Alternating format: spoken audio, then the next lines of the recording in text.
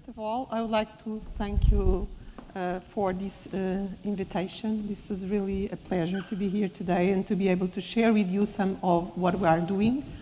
And first of all, my name is Antonieta Cunha. I'm from NOVA.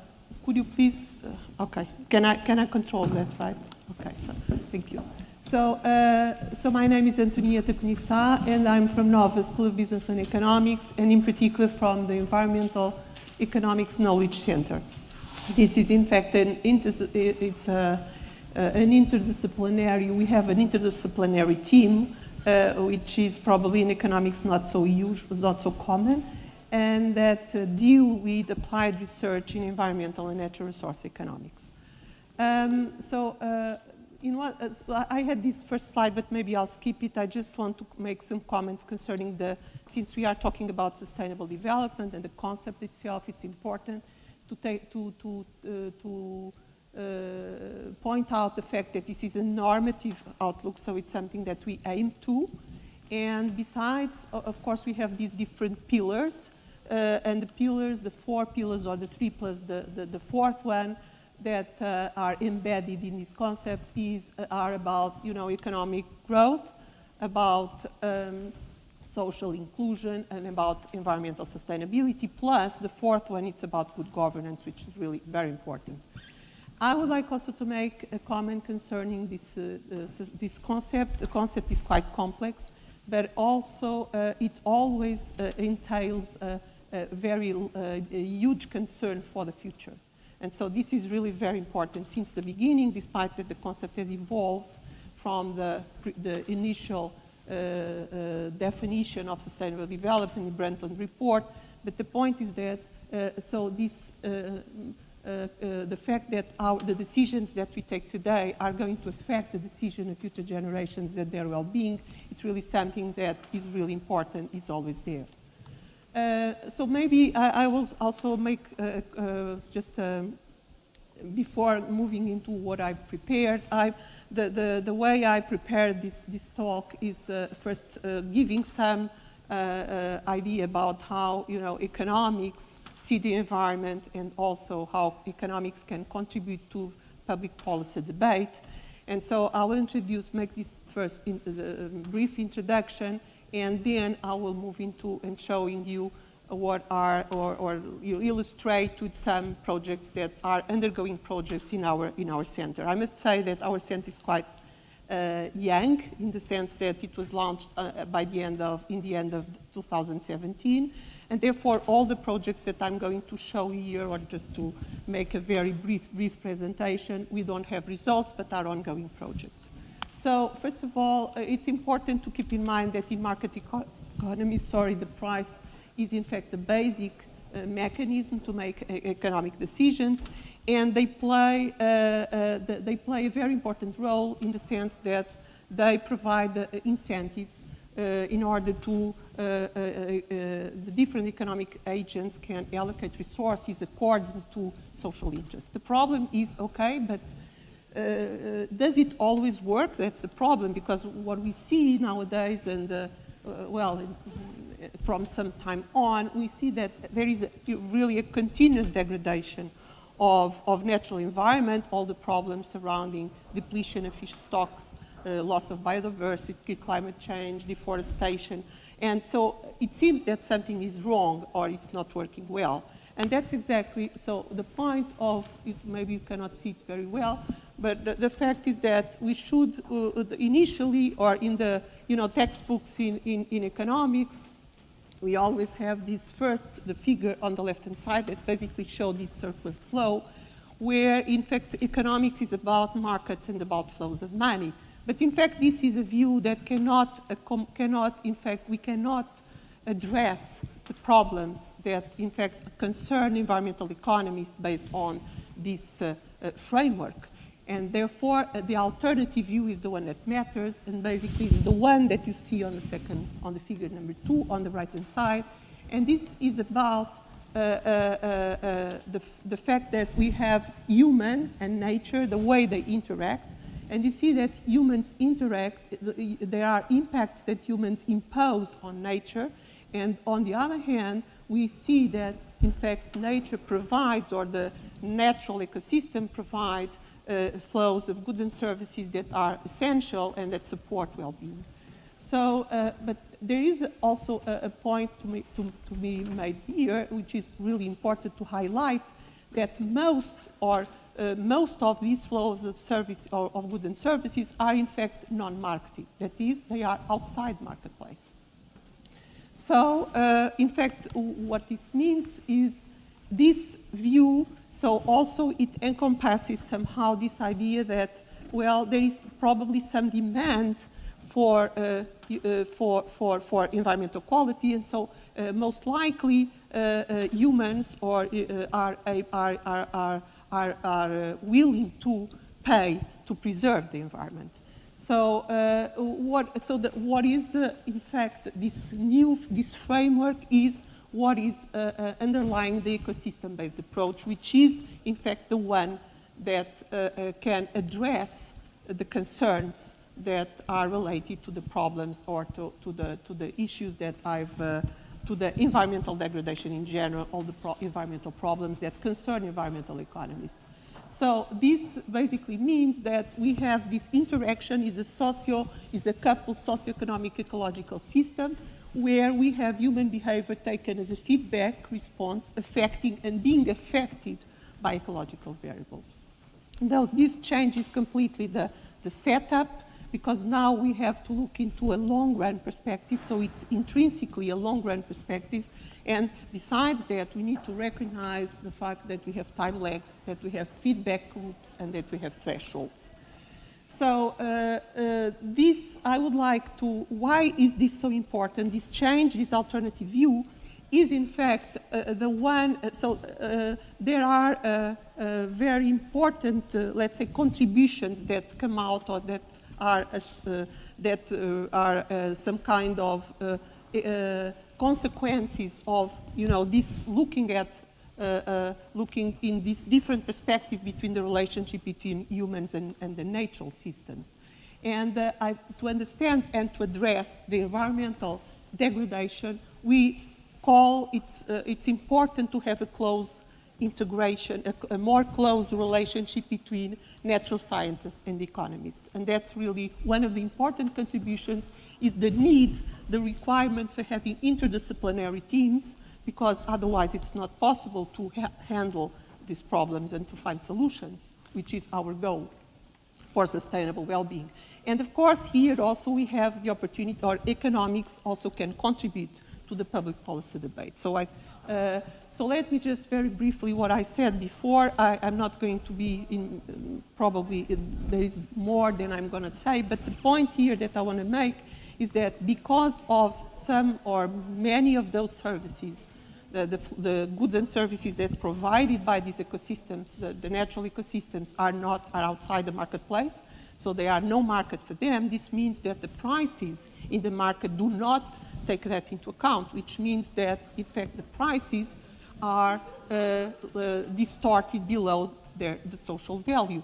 So we are not internalizing all these effects that are associated with all the value that we can, the benefits that we take, that humans take from these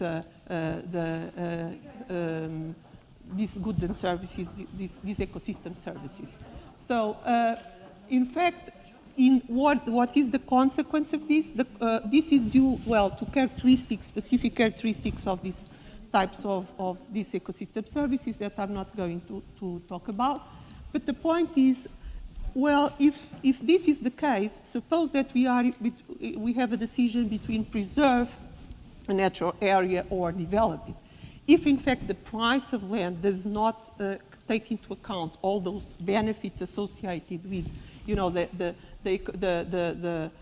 ecosystem services provided by this natural land, obviously we are biasing against preservation and in favor of development. So it's as if, in fact, the opportunity cost, if we do not take into account those benefits, is as if the opportunity cost of developing is zero. And therefore, we are basically overusing and degrading the natural system. So this is really important. So for conservation purposes, it's very, very important that we are able to estimate the benefits that are associated with those goods, those ecosystem services. And this means that, well, and there are methods, and we are using that. Of course, these are many, basically, we need as much as possible, the benefits reflecting the total economic value. And therefore, we have economic valuation methods that attempt to elicit economic values to those non-market services and are really very important. And of course, there are plenty of methodologies depending on the type of goods and services, the uses, and the values that are underlying this, can be used on unused values, and it makes a difference in terms of the methodology. But the idea is that, so I would just like to make this last comment before going into the, or two more comments. So how economics contributes to public policy design? Well, in fact, first of all, in order to measure, so it's important that environment, it's really a capital asset as any other. And therefore, so it's a different one in the sense that we have, life support systems, that they support life. The large variety of those goods and services are, in fact, the support of life, and this is different from others. But as any other asset, its social value is given by the net present value of the flows of goods and services provided over time, which is a way of measuring or estimating its value. Of course, here is important to keep in mind the difference between flow and stock, because if we have a circumstance under which there is, for instance, suppose that we are catching more than if the harvest of a fish stock is going to have is not supported by the regeneration capacity of the species, obviously we are depleting the stock. And therefore, for sustainable purpose, to sustainably manage this stock, we need to look into the stock itself, but the flow, the amount. But if that's not the case, then it's probably sufficient to look at the amount that is harvested each time period. So the issue is here, this difference is really crucial in terms of also the kind of approach that the kind of modeling that we are using depending on the circumstances. So, and this is the quote from the idea that the environment is a non-renewable resource with renewable resource flows. So that's exactly what the example I gave you. Okay, so from how does economics contribute to public policy design? Well, there are three important issues. Three important points to make. First is that acknowledging the potential for trade-offs to evaluate policy options. It's very important to keep in mind that in economics, typically we don't have win-win solutions. So in order to be able to, typically what we have are trade-offs. In order to get something, we need to sacrifice something else. And this is really very important. So there are costs and benefits, in other words. And this is really very important because the different policy options have different net benefits. And to estimate those net benefits is crucial in order to be able to decide. And of course, we are not scientists, the ones that are going to decide. We can provide this information to policymakers, and they will decide based probably on other, how people vote, etc. But the fact is that this is very crucial, and this is a nice contribution of economics. So, and that's why things are not so. Sometimes people, think about, we have all this problem about climate change. So it's obviously that we have to move in order to avoid or to adapt or to prevent. But of course, it's not so difficult. It's not so easy in the sense that we always have to think that are benefits and that are costs. And therefore, this is really crucial to understand why things sometimes are so hard. And so another important aspect I would like to highlight is the fact that it's very important economics contribute in the way that by recognizing the fact that there are different behavioral responses to different regulatory interventions. So the incentives that are provided to different groups can be different, and this may be, in some cases, jeopardized. So we may have unintended consequences of some well-intended, so something that at the end, we end up worse than we were before. So we should take that into account, and this is something that economics can handle. So I can give you an example. For instance, we may think about, for instance, suppose that we have now this phasing out of coal power plants, right? We know that in a short while they will not produce anymore. So there might be an incentive to use more coal now, because we know that in a short while we are not going to use it anymore. So this is really something that can happen, and we should take that into account. And so economists can, so we should, because otherwise we may, so maybe we should do something if we imagine that this can occur. So this is really very important, as well as, for instance, in the case, sometimes the fact that we have tighter, or we announce tighter climate policy or increases in carbon taxes for the future. Obviously, there are immediately economic agents can adjust, of course, depending on the circumstances, but that's very much discussed in the context of what we call the green paradox, in which we have unintended consequences of actions that were that supposedly were positive for the climate and for the. So these are issues that should not be disregarded. And somehow related to what we have, the last point that I want to make is that, in fact, this is related. It's very, very important as well to consider the distributive impact of the environmental policy. Now we are discussing in this transition, to carbon neutrality. It's so important. We cannot, of course, environmental taxation, for instance, or other instruments are very important. There is a big discussion about that, and we know that the Green Deal also takes care of that and discusses these issues. But the point is that we cannot disregard this distributive impact of those environmental policy. For instance, a good example is the Gilets jaunes in France. This was, in fact, a consequence of this increase in the carbon tax that clearly was putting the burden more on the low-income people. And so this is really very important that we cannot forget. So all these issues are issues that, as in economics, we handle them. So I would like also to mention in this context that climate change also is in this may increase inequality, because of the climate change is different spatially and over time, which means that we cannot have uniform policies, and therefore more and more, with more access to data, etc., we know that it's really important. The local perspective is really important. We cannot forget the global one, because the problem is global, but it's very important that we address this issue, namely the fact that we need to have different solutions for different circumstances.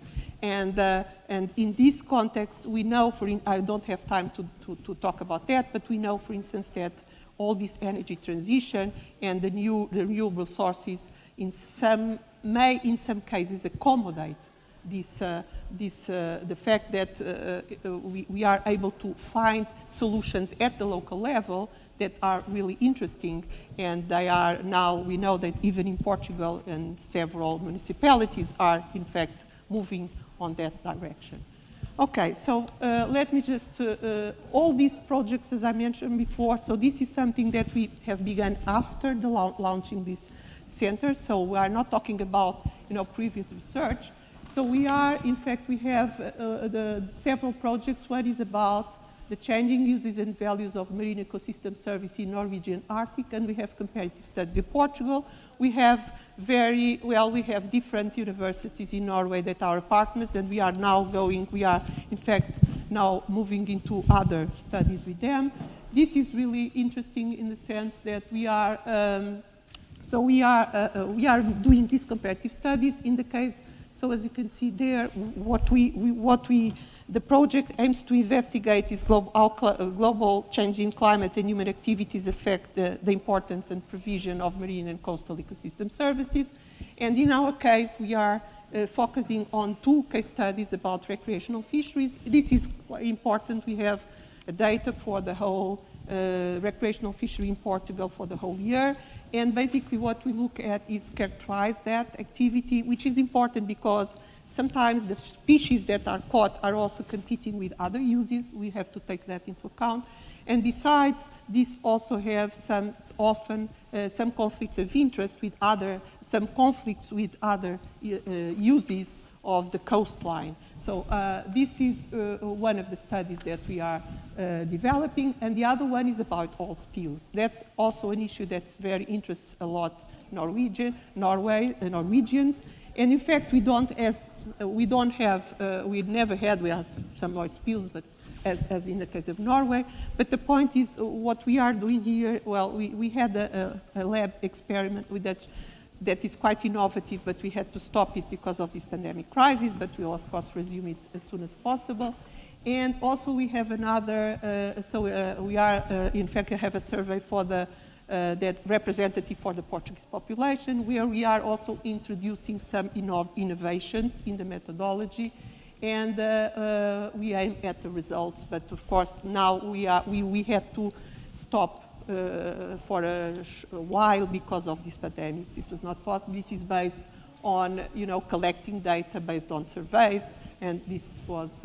But the point here is basically to understand what is the willingness to pay of Portuguese population, of course, to prevent such events. And this is, again, to compare with Norwegians. Another one that's very important is Sardinha 2020. This is an ecosystem-based approach to sardine fisheries management. This is a very, the aim of this project is, in fact, to deliver a sustainable management plan for the Portuguese purse seiner fishery. This, we know how important sardines are, and the Iberian Atlantic stock is quite depleted. And this is, so the approach, again, is a bioeconomic modeling, and it's a good example also of, we have here the partnership with the social science, with the natural scientists, so from IPMA. Then we also have Ocean Plan. It's another very important project on marine spatial planning and the global climate change. And the idea here is, in fact, to investigate how this marine spatial planning, which is a very important tool for policymakers, for public policy, can both be affected by and adapt to climate change. And so this is led by so this is a project, despite it led by a biologist, again, but the project is, in fact, well, we have another biologist that also works with us, but also has a program, an interdisciplinary program, so in economics, her PhD, and so they are working on this project, but is led by Mare, which is from Faculdade de Ciências. Okay, the Universidade de Lisbon. Okay, so besides that, another one is about land use. This is an interesting project as well, and it's related to the case of Port. Yeah, maybe. Okay, so this is, I'm just finishing with this. So this is more related to land use, and this is, the point is to look at land use change in the wildland-urban interface, a Portuguese case study. So this is an important issue because the wildland-urban interface is, in fact, an area of very important. It's in the interface between urban area and forest land, and this is, in fact, where we have most of the problems in Portugal, namely fires. And so we are looking at a different way of looking at the problem by modeling the private landowner problem, because you know that forest land in Portugal, the majority is private land, and look at how land use changes and management practices spatially and over time, and of course in order to understand how, you know, these different, how these landowners, and also we have some stakeholders in this project as well that will be also, we'll have a survey to the stakeholders, and the idea is to see how we can change land use cover, land cover and patterns, and how they respond to incentives. And so I think basically we still have, this is a partnership, and I'm going to finish with IMS. This is also concerning ecosystem services, but on land, so assessment of ecosystem service, biodiversity and well-being in Portugal. And our partnership involves two aspects: the cost of reducing or eliminating ecosystem services for the different scenarios for 2014, and then the effect of these land cover changes on well-being indicators. So I will stop here. We still have one more, and thank you very much, and sorry for, I think I took a little bit more. Thank you very much for your attention.